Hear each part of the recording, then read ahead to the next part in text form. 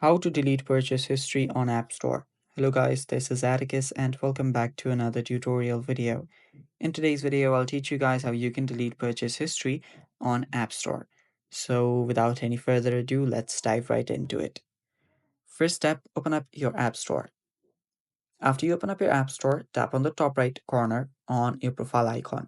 After you tap on your profile icon, there you'll find an option called purchase history. So after you tap on it, you'll see a purchase history and a filter.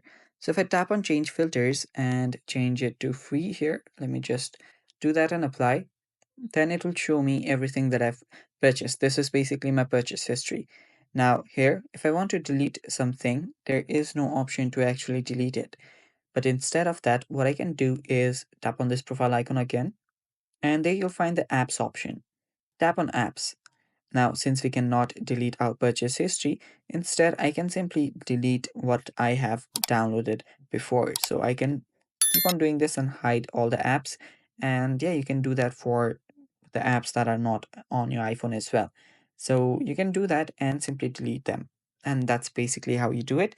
Thanks for watching. That's all for today's video. Stay tuned for more and bye bye. Take care.